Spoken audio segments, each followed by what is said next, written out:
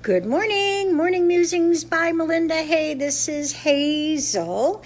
And last night while we were sitting at dinner, Jackie texted in my marketing person and said, hey, what are you guys going to talk about tomorrow?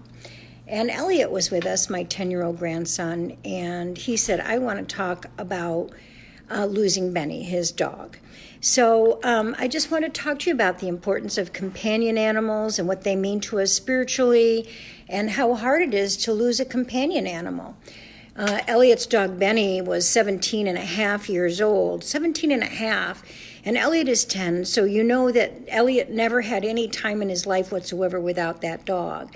So it's a big blow to a 10-year-old to lose his companion animal, especially when he's an only child, and that dog meant everything to him. And the way he is handling it is very interesting.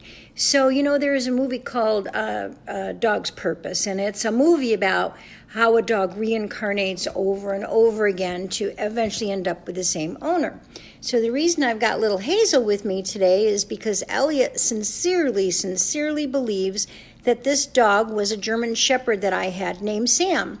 And when he went to get this dog, she kind of reached up for him, so he knows that this must be Sam. And Sam, as a big old German Shepherd, would try to get on our laps and act like a lap dog. So Elliot's quite sure that this little Yorkie Maltese, Morkie actually is what she is, had been Sam reincarnated to him.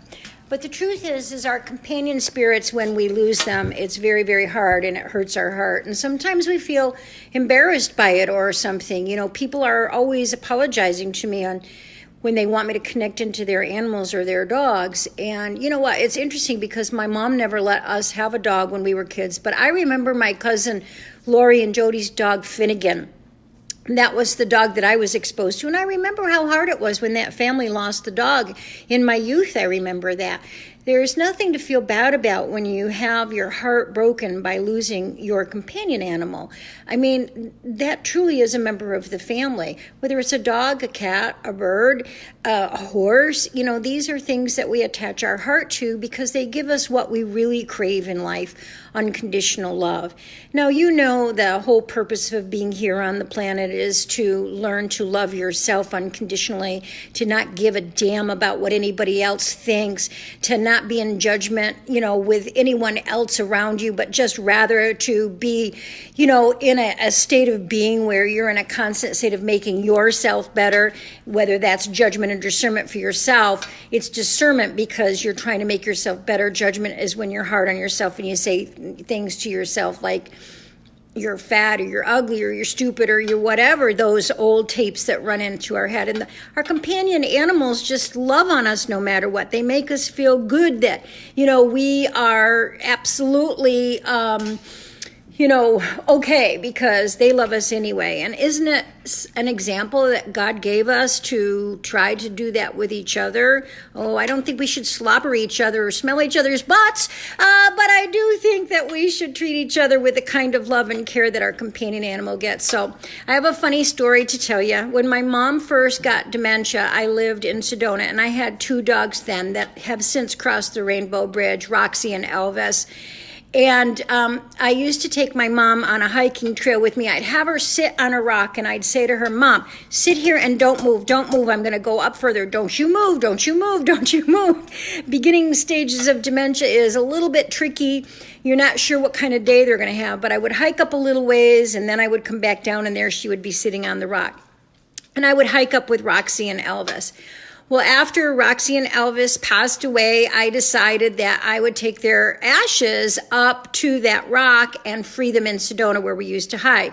But I know this sounds, it sounds the way it sounds. My mother and I have a deliciously wicked sense of humor, and I used to keep some of my mother's ashes in a Tupperware bin in my underwear drawer.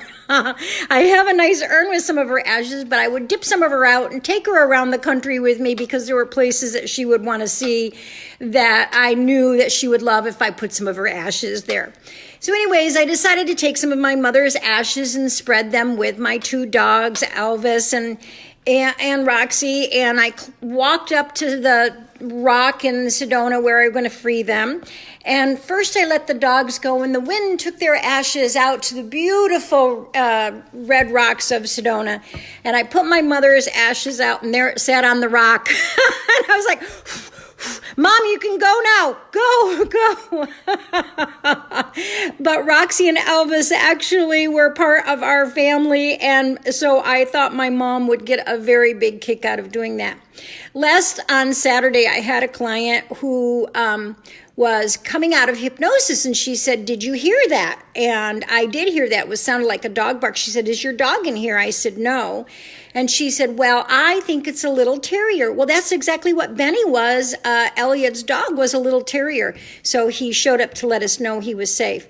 I want you to know that I walked away from my day. I walked away from a day full of clients when Amanda and Elliot called me that Ben had passed away, so that I could go to their house and be with them and comfort them, and that your companion animals are part of your family. And don't ever feel embarrassed to bring a picture of your dog or cat or bird or horse to a medium and let mediums connect in, because those companion spirits, as they go across the Rainbow Bridge, they are greeted by our loved ones, and often they come through in a reading, and they will reincarnate back to you, just like a dog purpose says. Have a great day.